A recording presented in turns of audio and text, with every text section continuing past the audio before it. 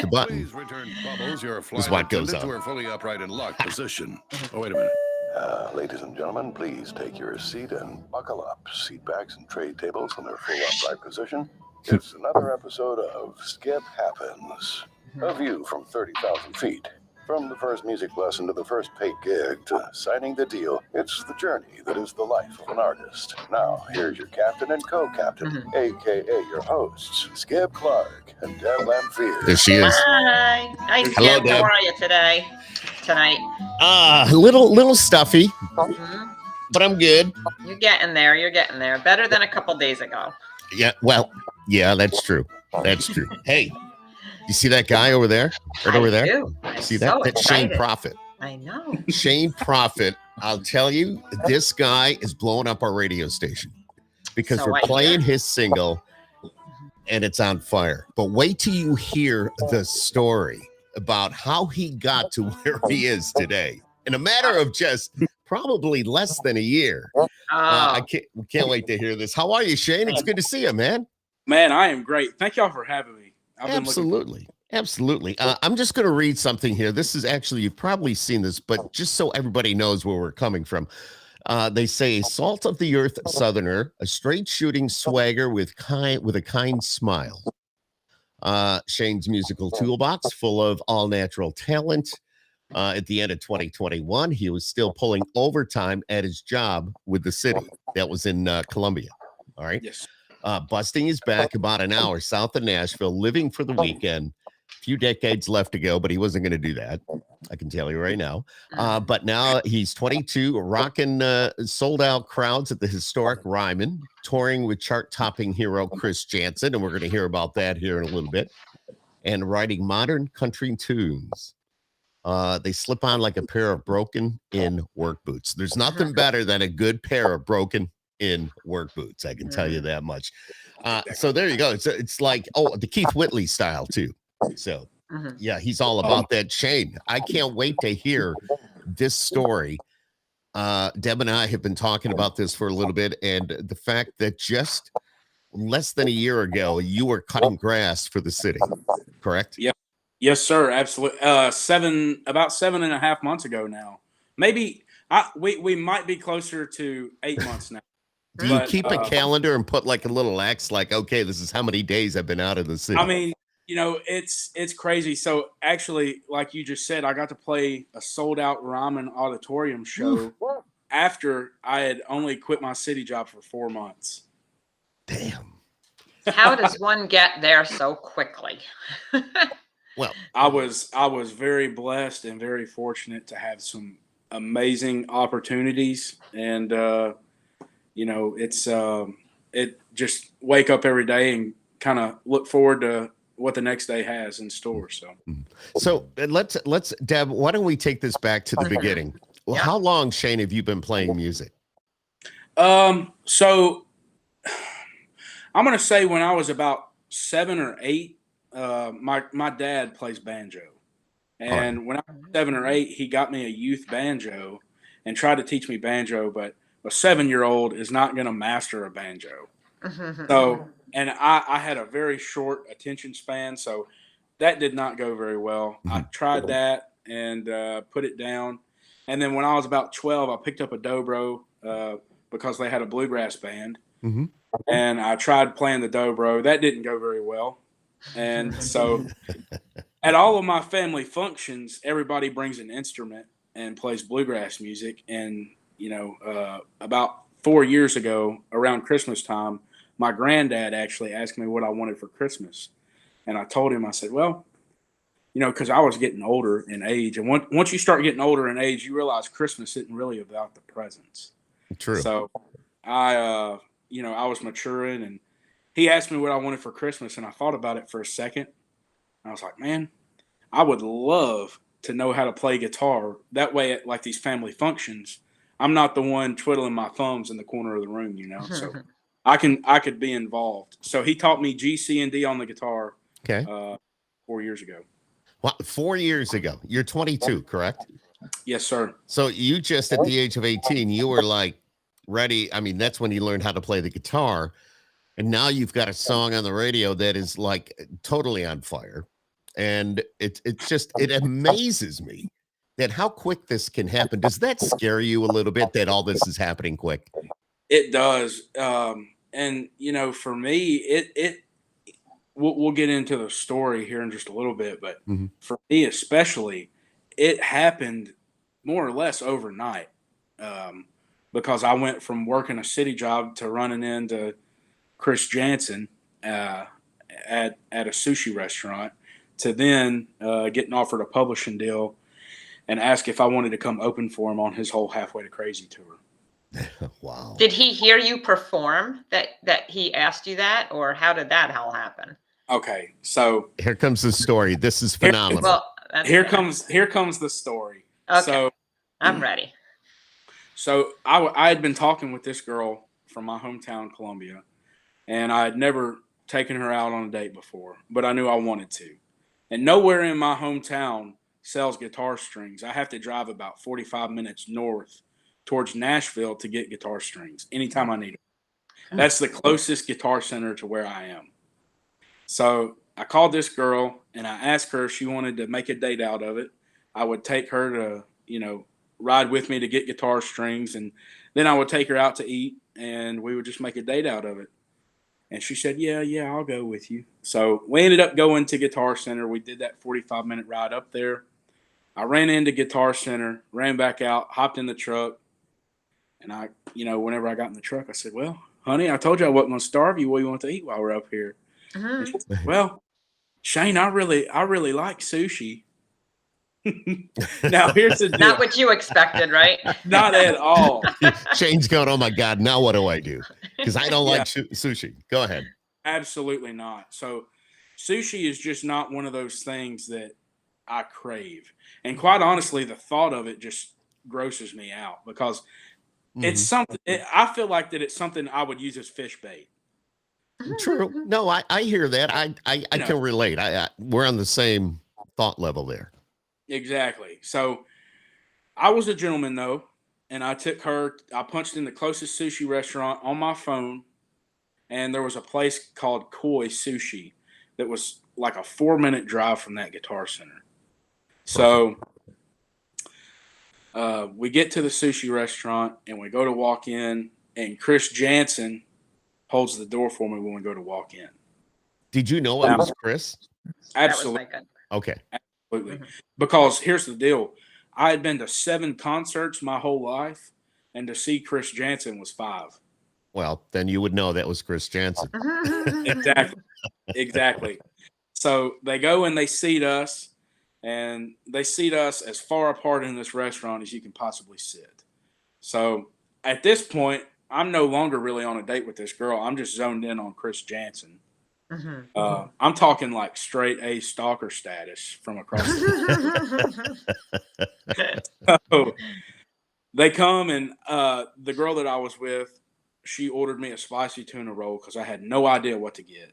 And she told me I might like it. So they brought it out. I took one bite of it, and I didn't like it, to say the least. I wadded it up in my napkin and, put it back on the plate, slid the plate forward. I was done.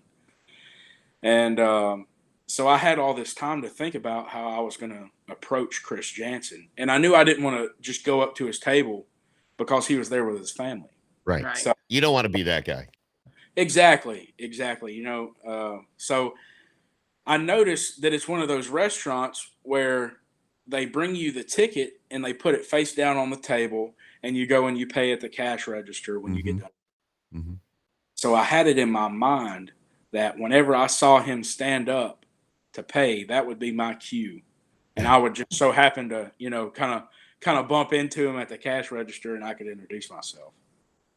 So the girl that I was with gets about halfway done with her sushi roll, and I see Chris Jansen stand up. Uh-oh. Boom. I'd be like, gotta go. Yeah, exactly. That's exactly what I did. So I grabbed the ticket. I grab her. I'm like, come on, this is my chance, please. So we get about halfway across the room, walking towards him, and he sits right back down in his booth with his family. And I was like, oh my gosh, I'm standing all awkward in the middle of this restaurant. And so at that point, I was like, well, I'm halfway committed at this point. I'm going to go for it. So I did. and I go up to his table and I introduce myself and I tell him what a fan I am. And I tell him that it would mean the world to me if he would listen to some of the music that I've been writing. And before he could even say anything, his wife Kelly spoke up. She was Now, Kelly's the manager, right? She is my manager now. Oh, she's your manager, but she. Well, yes. So she spoke up, yes, and they are also married. Okay. And so she speaks up. She's sitting right beside him. She speaks up, and she said, "Hey, I'm Chris's manager. I'm also his wife, and I'm also a music publisher. Is that a receipt you're holding in your hand? I can write my email down on the back of it. No, wow. Songs, and I promise you that when we leave here, we will listen to the songs." Well, first of all, that's a amazing response to begin with, because how many people get approached that want managers or industry professionals that want their music listened, that they're being asked to have their Exactly songs, and they probably are saying, yeah, we'll get to you, and you actually had a response with an email. I know, and that is amazing. So my instinct, I didn't think a thing about it. All I said was, "Yes, ma'am, that would be great." And I handed her the receipt. And Chris immediately looked up at me and he said, "Did you just say yes, ma'am?" And I said, "Yes, sir, I did." And he said, "I like that a lot. Pull up a chair and talk to me." Really? Wow. I got goosebumps. I seriously have goosebumps. I've got the chicken noodles too. This is crazy. It's crazy. So I pulled up a chair. Wait. Sorry. Where's your date at this point? She's still at the table wondering where Shane went. That's what she's well, so she's at this point, she's walking around about as lost as last year's Easter. Poor girl. And I mean, so I pulled up a chair, and whenever I pulled up a chair, she was just standing, kind of behind me for a minute. And she eventually, once she realized I was there for a while, she goes back and finishes her sushi roll that she didn't get to finish because I snatched her up. Good for her. So she goes back and she finishes her sushi roll, and Chris and I and Kelly and his two kids, we sit there at that table that night, and we talked and we talked and we talked for over an hour. Wow. And at that point, it was pretty apparent how genuine of people they were. But I knew that they probably got approached all the time, so I would have been okay with, "Hey, can I get a picture?" and them say yeah, and then that be the end of it. And to this day, I still haven't asked Chris Jansen for a picture. That was my thing. Whenever I went up to him, I didn't want to ask for a picture, even though I was a fan and still am.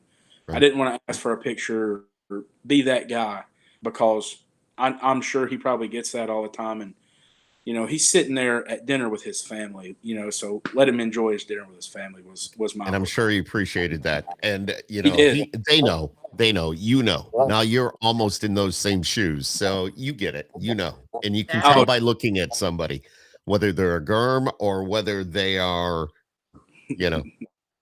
want to talk to you on a serious note. So that is such a sweet story, but it's a cool story. And I love Chris Jansen, but just to actually have them respond to you and give you the time of day says so much about them.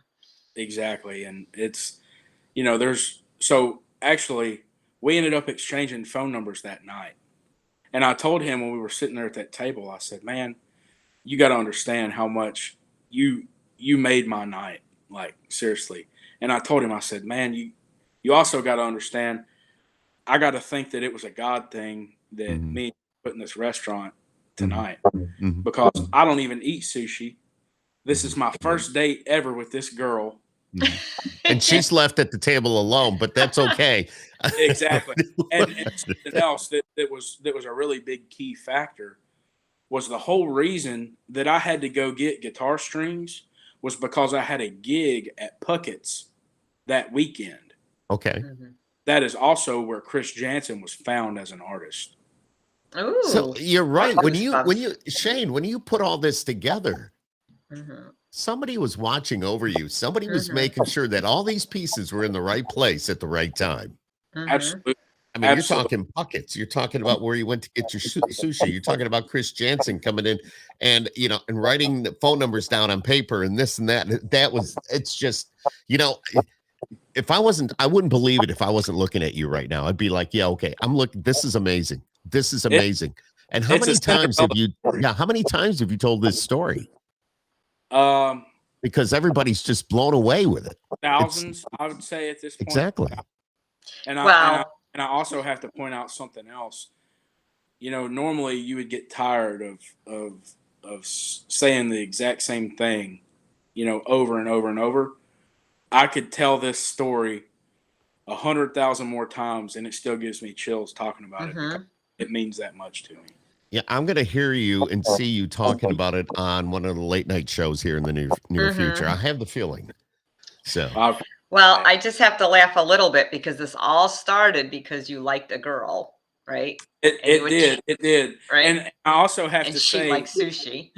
Well, and I also have to say that was actually our first and last date. Aww. Well, you left her at the table. Well, you left her, I know. No, I can't say that I blame her for not wanting to go back out. I understand. Totally get it. It's one of those things that it worked out how it was supposed to, and that's pretty obvious. Yeah, and it's such an honor to be, we're hearing this from you, the man himself, about all this and how it became to be. But let's go to the next level now. Now, obviously, you got to know Chris a little bit. Next thing you know, you're signing a record deal. Was it with Big Machine?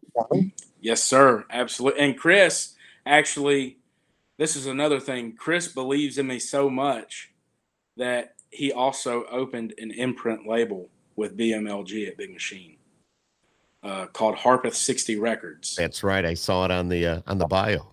And that's cool. And so here's kind of how the record deal thing came about. So after Chris asked me if I wanted to come out and open for him on the whole tour, I had my publishing deal as well. And how publishing deals work is, obviously the more songs you write, the better chance of you getting a cut on an artist is. So I was writing literally as much as I possibly could. And the bus would leave on Wednesday night because we would have show Thursday, Friday, Saturday, and we would come back on Sunday morning. So I had Sunday, Monday, Tuesday to write. Well, this particular week, we didn't have a show on Thursday, so we didn't have to leave until Thursday night. So I got to write Sunday, Monday, Tuesday, and Wednesday and demo on Thursday before bus call because I was going to be in Nashville going to the bus anyway. So I wrote 9 songs between Sunday and Wednesday. Holy cow. I wrote 9 songs from Sunday to Wednesday and demoed 8 of the 9 on Thursday. Wow. So I go in and I demo these songs, and I got the rough demo back the next day, so on Friday. So I had 8 rough demos, and I sent them to Chris.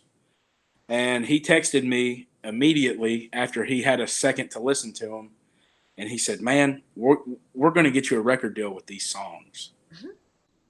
So he made a phone call to Julian Raymond over at Big Machine, sent him a couple of the demos that I'd sent him, and kind of told him, filled him in on the story on me and everything. And they brought me in for a meeting that following Wednesday. And I came in and I played a couple of live songs and played them some demos that they hadn't heard yet. And, I felt pretty good about it. But a record deal, you're not going to know the day of if you have a record deal or not, the day of your meeting. Well, the next night we had a sold-out show at the Ryman Auditorium.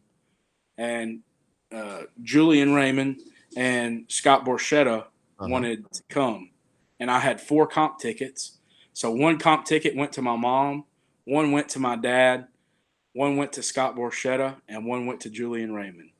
Nice. So good choices. Exactly. So we go and we play the Ryman show, and I got 2 standing ovations, all acoustic that night. And I remember as soon as I stepped off stage, I saw Scott Borchetta and Julian Raymond coming around the corner, and Scott Borchetta stuck his hand out immediately and he said, "Welcome to the Machine Team." Wow. Dude, I would have dropped to my knees and I would have been bawling like a baby. I'm just Oh, saying, having that happen, you're in the Ryman of all places, exactly. the Ryman Auditorium, probably scared to death to be on that stage. I'm very No? I'm very blessed to not really get nervous, but that night I was nervous. And to this day, I don't really get nervous. I'm more anxious than anything because I'm no different than anybody else sitting in that crowd. Right. I'm just fortunate to be up on stage and you're the one watching me. So very blessed. Did you ever go to the Ryman and sit out there and watch a show and go, I want to be on that stage someday? I absolutely did, but Because I never it thought that happened. it would happen. I never thought that it would happen.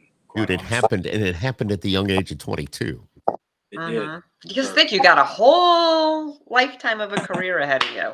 And now I get to step on the Opry stage. Yes. Oh, wow. First. And I saw that. I saw that. Yeah, go ahead. So so his wife Kelly that manages him also manages me now. That's where I thought that was going earlier. So he also manages me now. And so, these liners, you have to do liners when you're an artist. And at first they were kind of tough for me. So to help me out, Chris would a lot of times read these liners and I would just read them back to him. And that would be the quickest way to get it done. So they asked me to come do these liners at their house before I left out the other day. And I go over to Chris's house and it's Kelly and Chris and Chris is acting like he's looking at his phone, reading me these liners. And so, I have the camera on me and he's like, "All right, Shane, just repeat after me." He says, "Hey, my name's Shane Profitt." I said, "Hey, my name's Shane Profitt." And, he went through about 3 or 4 different lines, just stuff like, "Thanks for listening to 97.9 or something like that. And then he goes, "Hey, I'm Shane Profitt. Come watch my Opry debut November 1st. And I just paused. And I mean, tears immediately just started rolling down my face. I couldn't help it because there has been so many people step in that circle that have, the Opry has kind of paved the way for country music. Absolutely. Absolutely. And to get to stand in that circle where everybody that's played there has, it's a feeling like no other. Yeah. And knowing Chris, if I'm not mistaken, if you go back to, and I don't know if he's watching this or not, but if going back to his early days, he was struggling in the very beginning to get himself noticed, living out of the car, doing what they had to do. Then he came out with, one song after another, and it's just phenomenal. And, but, so I think that him seeing you and knowing that you're an artist and you want to get somewhere and go somewhere, he can relate to that a little bit. And he, and plus the way that you approached it, I would think that he was like, this guy's really cool. I want to talk to him some more. I'm going to find out more about this Shane guy. And then the rest is history. Well, and actually that night that I met him at that sushi restaurant, after we exchanged phone numbers, he texted me before I even pulled out of the parking lot that night. And he said, "Hey, man, it's Chris. Got to let you know, when you said that I made your night, you got to realize that you made mine. When you said it was a God thing, that really touched my heart."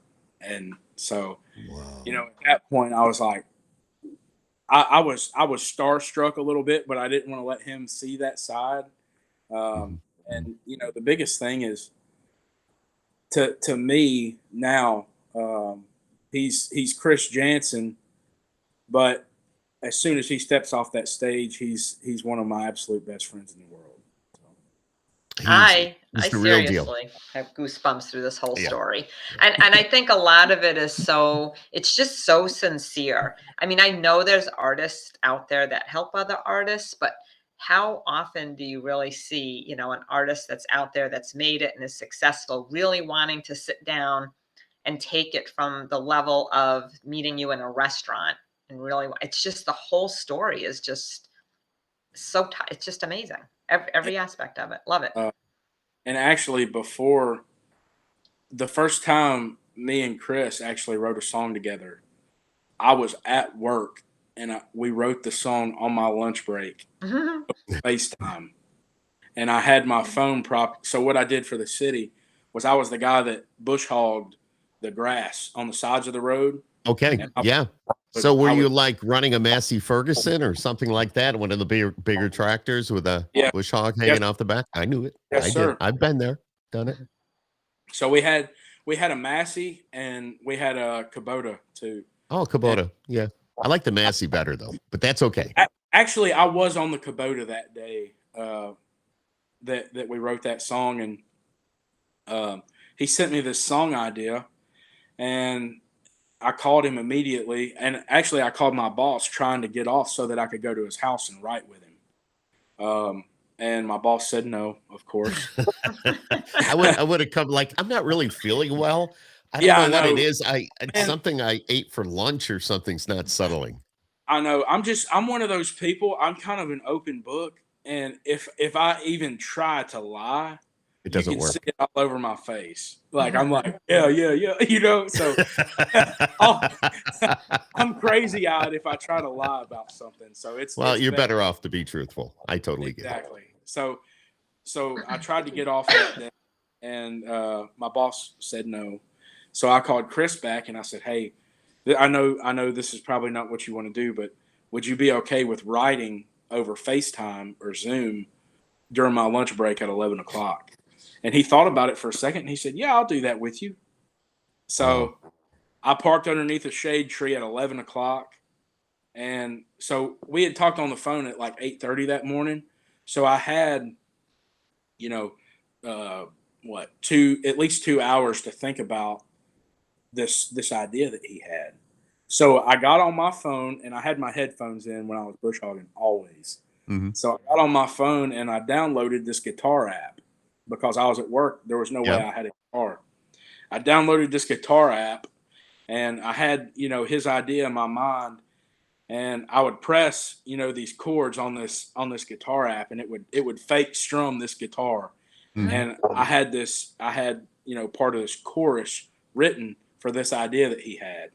And you hear that chorus now in his song Real Bass Pro on his newest album. That was my first cut ever. And we wrote it underneath a shade tree. I had my phone propped up on that Kubota steering wheel, and we wrote That's amazing. Real Bass Pro.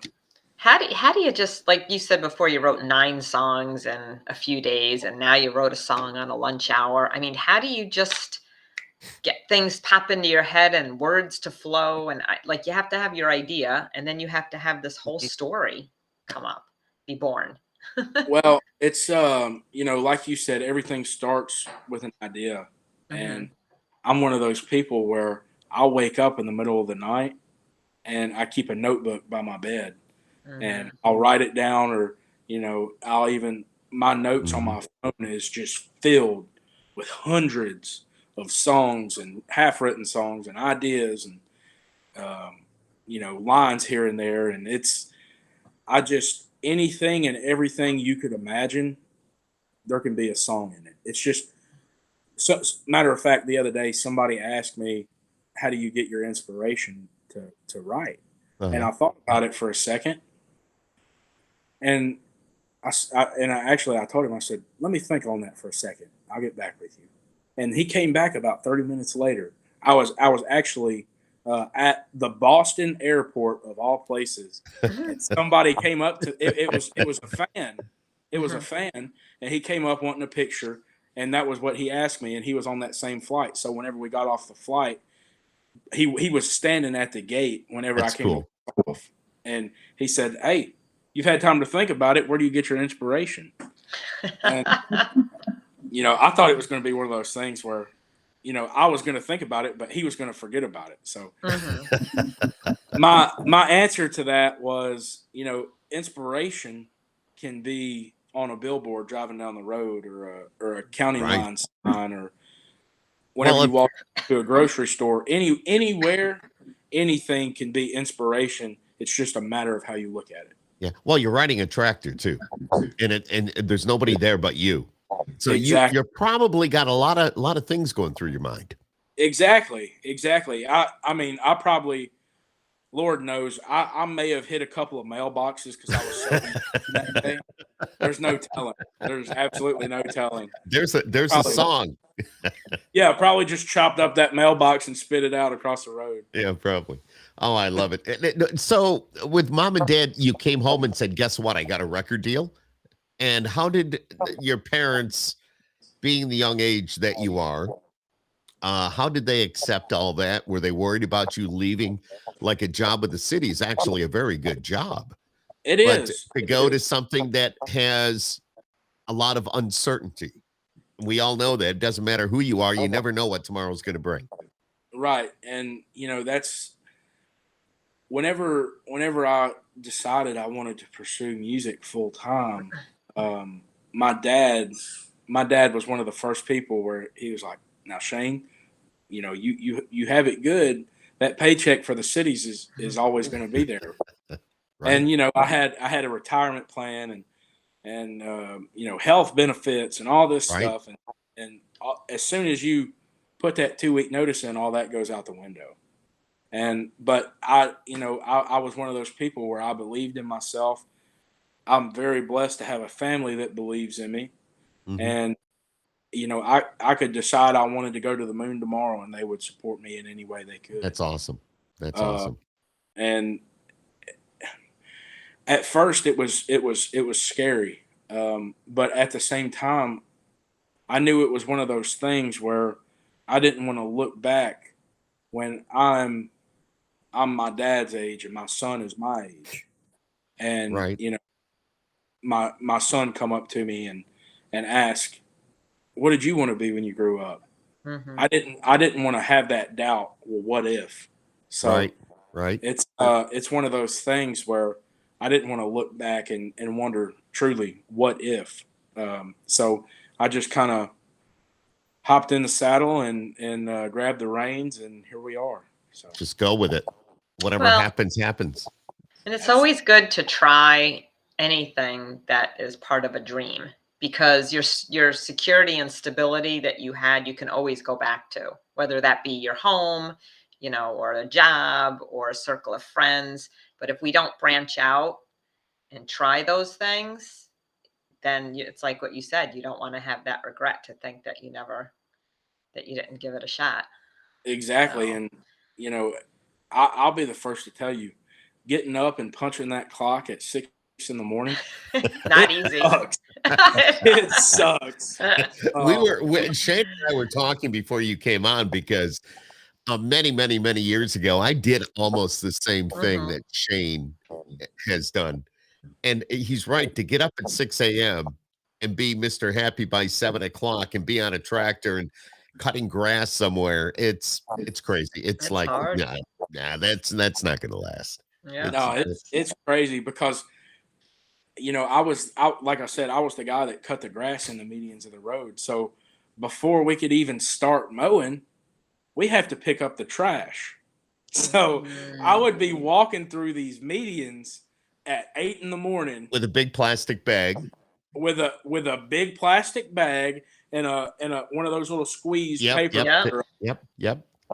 And all my buddies would be honking at me, hey, I'm like, screw you guys. I could see the middle finger going up a few times as they're driving by. Hey, he's waving, but he's only using one finger.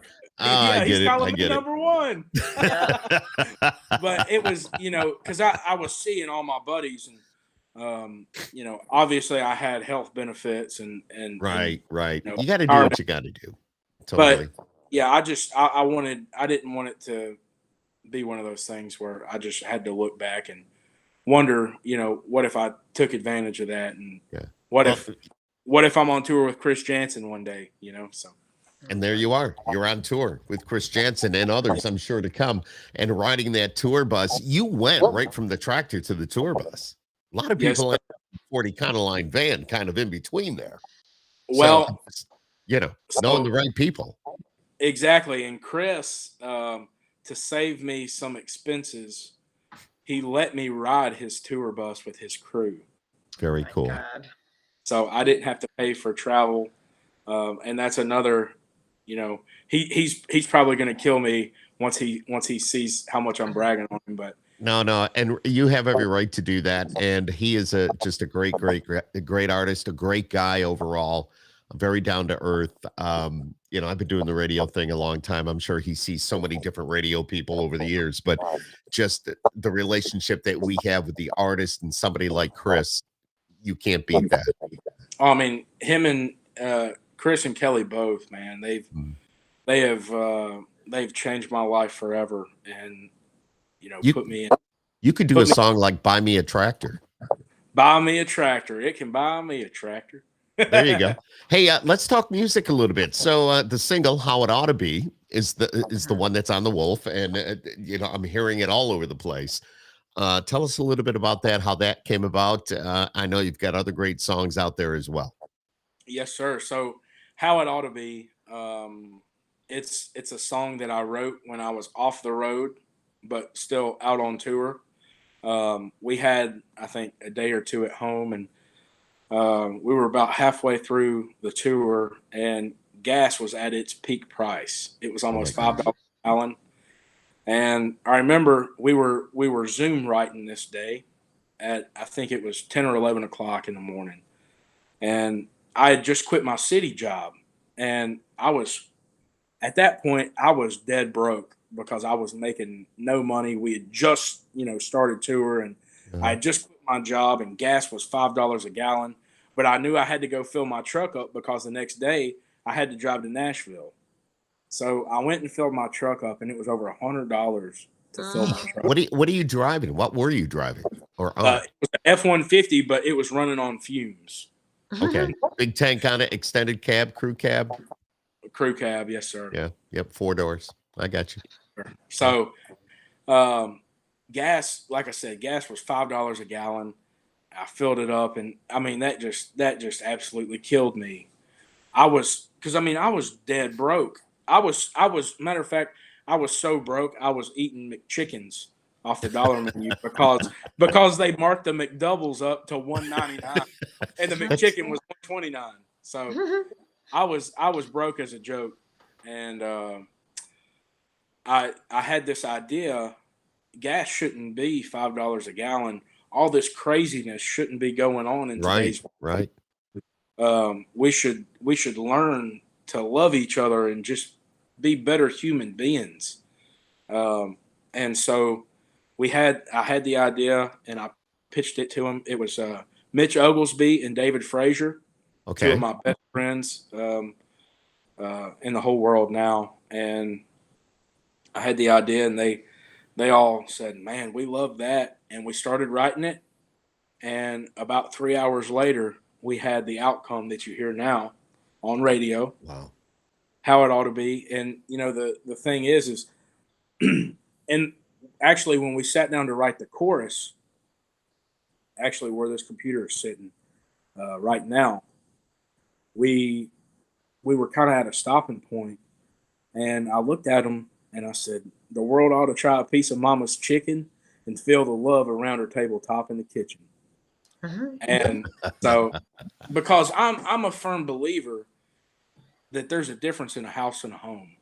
And like I said, I was very, very blessed and fortunate to grow up in a home instead of a house. And, what I mean by that is my mom would cook supper just about every night. And we would sit down at this dinner table that this laptop is sitting on. And we would sit down as a family. We would pray before we ate. And we would just be a normal family. And you better not pull your cell phone out at the dinner table. Ooh. Oh, yeah. Oh, you're done for if you do that. So I But guess yeah, never mind. I was going to ask for a friend about what would happen if they put the cell phone out on the table, but no. oh Yeah, yeah. exactly. And it gets taken away. Oh Exactly. yeah. It would be asked to be put on like the island or something. But so with that being said, I'm a firm believer that if everybody had a little bit of that family life and just didn't talk trash about each other and learned to love each other, that we would all be a whole lot better off and be living in a better So world true. than we are right now. Yeah, And that's absolutely. exactly what how it ought to be is about. I asked, we're talking about supper, and I like the fact that you called it supper because we used to always call it supper. Some people call it Absolutely. dinner. We call it supper. That's, See, I all right. Here's my thing. So a lot of the old timey people that I know, they call lunch dinner. really, Yeah, I've heard that. Too. Absolutely, Yeah. it's absolutely, weird. absolutely. I call they- lunch. Mhm. I do Well, too. most of us do. Yeah. Yeah, I call lunch, and I call supper. Yeah, exactly. Supper. I Exactly. call supper dinner. Do you really? Yeah, Do- it's You dinner. call it dinner? Yeah. I don't know. Isn't that funny how, but I'm originally from New York, so maybe that's or Long Island. Maybe that's a Long Well, Island New thing. York's a whole different island, a Yeah. whole different ball game. Whole different world. I got Yeah. to go there for the first time a couple of weeks ago. Oh, how did that go? Man, it was so much fun. Well, what part did you go to? The city? Did you go to New York City? Manhattan. Oh, you did. Okay. Manhattan. I got to see the Statue of Liberty. Okay. I got to see the Empire State Building. I got to see Ground Zero, Times Yeah. Square. And I was only there, I think, for 36 hours. Did you have to do a show? Were you on? Why were you in New York? I did a iHeartRadio Okay. interview. Very cool. Very And cool. they let me stay for a few extra hours, so I got to kind of take it in, and we did some content, and you can see my first ever New York experience on TikTok. My username is the Shane Profitt, I and have to check that out. people absolutely went crazy over that video. It's at like 800,000 views now. Holy Oh cow! my God. I know it's Dude, absolutely that's awesome. And I actually said something about supper in that video. Oh, because I was talking about we had New York style pizza that night. Okay. In the video, they asked what was some of my favorite parts about New York City, and I said one of them is the New York style pizza we had for supper, and I said that in the video, and people were commenting. This man was the only guy ever to say supper in New York City. See? Well, if I was there, I'd be saying supper too. Exactly. You would? I thought you always I- said dinner. No, I, with mom and dad way back everything was supper. Mm. Come on, supper's on. Let's go. And speaking of that, your mom is holding supper for you right now, and it's probably cold.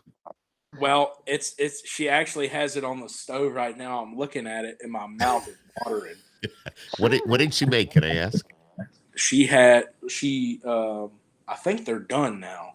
She made chicken and dumplings. Oh, yum. Oh, So anytime that I'm home Mhm. for a day or two, she asks what I want for supper. And That's so nice. that's your she's favorite. hands down, her chicken and dumplings. Oh my gosh. God They bless. are so good. And here's the thing, man. I didn't get this big from not eating good food now. So it's that speaks volumes in itself, and I wish you could smell over this camera because it smells to die for. If we think hard enough, we can smell it. Yeah. We think about it. Yeah, exactly. Problem is, we would be like on an airplane So- or something over there quickly. For Wait, so dinner. what did y'all have for supper? I had pulled pork. I had some pasta with meatballs. We're big ball play. We're a big baseball family. So tonight was they had a party here locally for the season ticket holders, and that's what we do. I also work at the park for the Mets. So Oh, awesome. which is pretty cool. But they had a bit of a buffet. It was pulled pork and some pasta and meatballs and stuff like that. Some apple crisp. You know, it was good. It was good. That's great. What did you have for supper? I made homemade chicken wings with buffalo sauce, and we had a vegetable mixture with like spinach and zucchini and all sorts of stuff. What are you Have you- doing? No, because I'm thinking if Shane, you've had chicken wings. Oh, I thought you were like, Absolutely. No, I'm thinking that's my mind thinking. okay. Tick tock, tick tock. Absolutely, I've had chicken wings. Okay, because like buffalo wings. I mean, obviously Buffalo, New York. We're in upstate New York and Syracuse, but that's where what buffalo wings obviously came from Buffalo. And now because you're from the Midwest, so to speak, or just outside Nashville, I wasn't sure what. And I think the wings are different there. Are they, Deb? Yeah, they don't make. They don't our do it like New we York do it. wings are the best All right. wings ever. I think. Have you? Here goes the Upstate New finger York. again. Okay. Have you ever had salt potatoes? Oh, Salt potatoes? Yes, salt potatoes. Like mashed potatoes? No, salt potatoes. I don't guess so. right. Well, see, there you go. We There- have salt. We have salt potatoes here. They're like little potatoes, and you boil them with salt and water, right, Deb? Yep. And then you And- smother them with butter when And they you come out. smother them with butter, and they are so good. That's a big thing here. Well, when you come to this area, we'll Yes. treat you to some of these things for sure. I would love to. Oh, And But you it, got it, I- it probably won't. I'm sorry, what? No, I was just going to say, absolutely. Go ahead, Deb. It won't tap his mom's chicken and dumplings, No. but it'll give him a good taste of upstate New York. I'll tell you what we'll do. I'll bring y'all some chicken and dumplings, and we'll have salt potatoes. You know Okay. what I'm going to do? When we get done and we get off the air, Shane Profitt, watch your mailbox because I'm going to send you a bag of salt potatoes. Whoa, whoa, whoa, whoa, whoa! Like already cooked? No. It'll Mom come will with the cook 'em. potatoes. It'll come with the salt and the directions of how to do it. Oh, okay. I would Yeah. love that. And I will include a Skip Happens mug. I So- love that. You got something to use to wash it down with. But yeah, so we will do that. But Shane, let's talk about your music a little bit more now, real quick, before we say goodbye tonight. First time you heard your song on the radio, because you seem to be so passionate and so excited about what you're doing and just so dedicated. The first time in your truck when you turned on the radio and there was Shane Profitt, how it ought to be.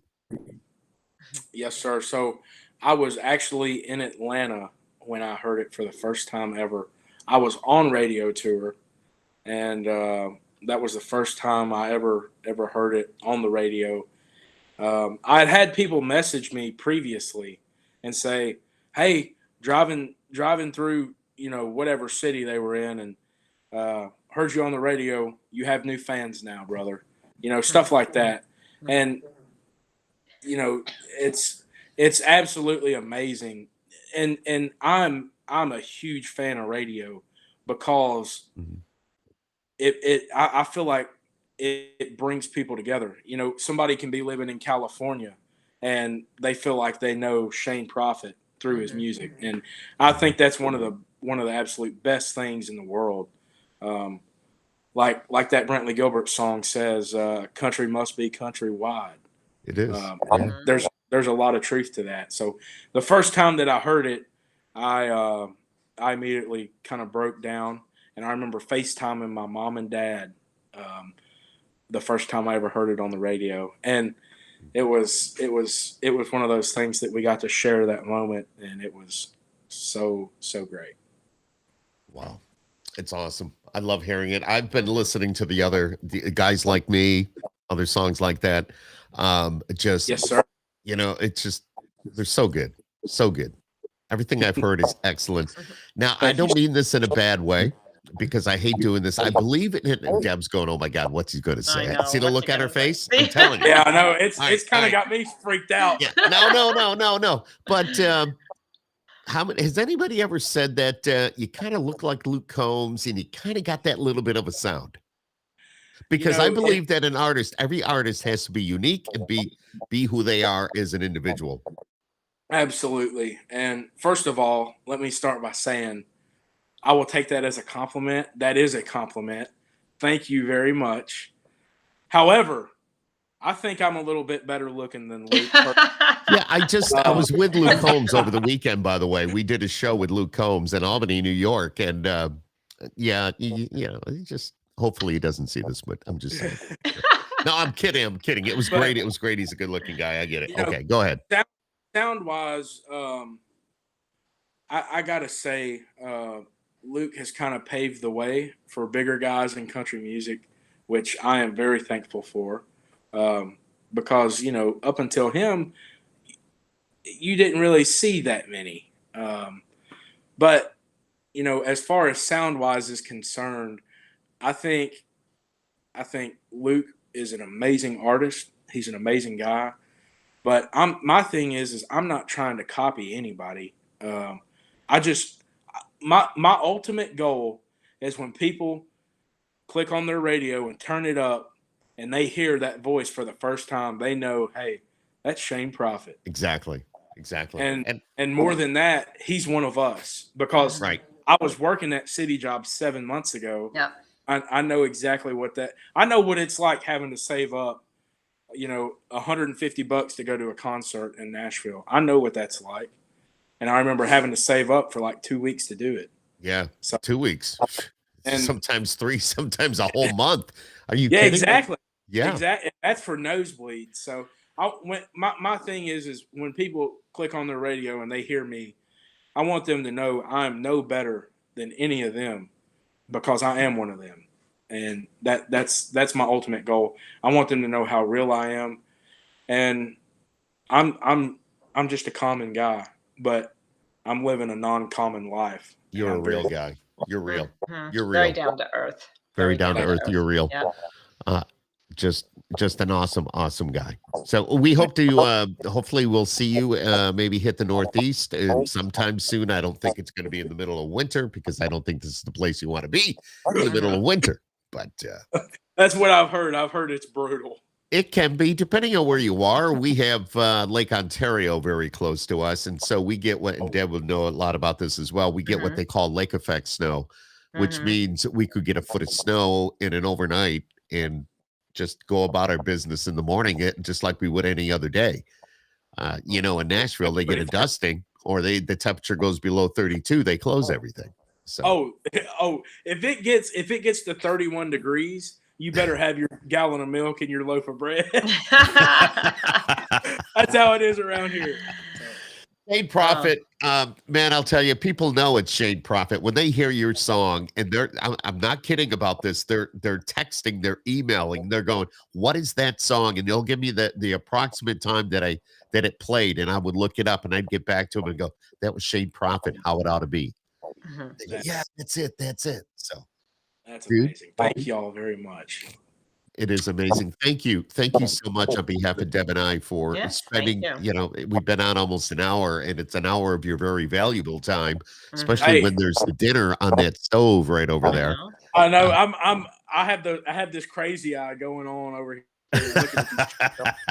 No, but seriously, thank y'all very much for having me. This has been a lot of fun. Yeah, you're the best. With Skip Happens, we keep it down to earth, and we just talk about life, and we talk about the artist, and we talk about like the journey of an artist. That's what I call it.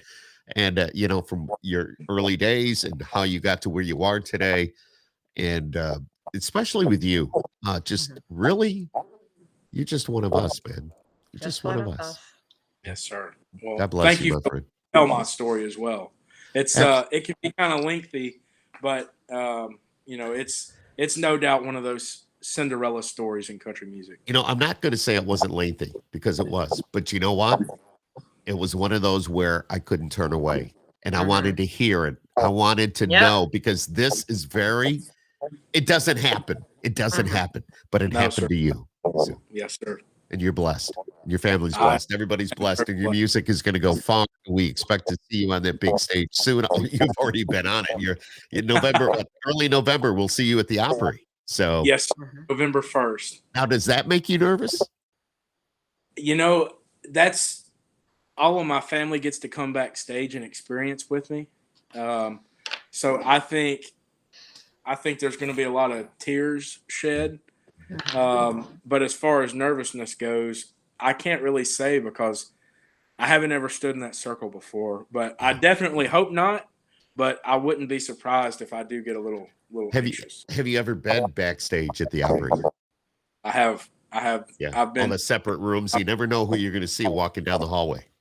I know it. So actually, I hadn't even known Chris very long, and he invited me backstage at the Opry with him. And I remember seeing Ricky Skaggs walk by, and I thought that was the coolest thing ever. It's like, dude, that's yeah, exactly. And you don't want to stick that finger right. out. You don't want to do that. It's just like, I know it's him. I know it's him. I know that's Ricky Skaggs. I know it. Yeah. I know it is. It's got it. it's great. You never know who you're going to see. So. Yeah. Shane, you're awesome. I want you to go eat dinner. But wait. thank you. Oh, yeah. Yeah, well, when we sign off, don't click off yet. We just have a quick question. I won't. For you. Yeah, I won't. Okay. But you can go get your plate of dumplings if you want. So, but all right, it's Shane Profitt, everybody. If you go to shaneprofitt.com, you'll be able to read about him, find out where he's performing, and a tour schedule is there. A bio is up there. The story. It's just amazing what Shane is doing and what he's got planned, and just so looking forward to just seeing and hearing so much more. And I'm getting all stuffed up tonight, but definitely good stuff. Also, if you give us a like on Skip Happens, if you go to YouTube or Facebook, it's Skip Happens. Just look it up. You'll find it. And Deb's got her digits. Deb? The official country music fan club at official CMFC. We will be following Shane now, and we'll be letting everybody know when he's got some new music coming about. We'll let you know when he's in the Northeast. Oh, yes. Absolutely. Absolutely.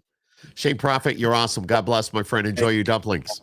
Thank y'all very much for having me. This has been a lot of fun. Good night, everyone. Good night. Thank you.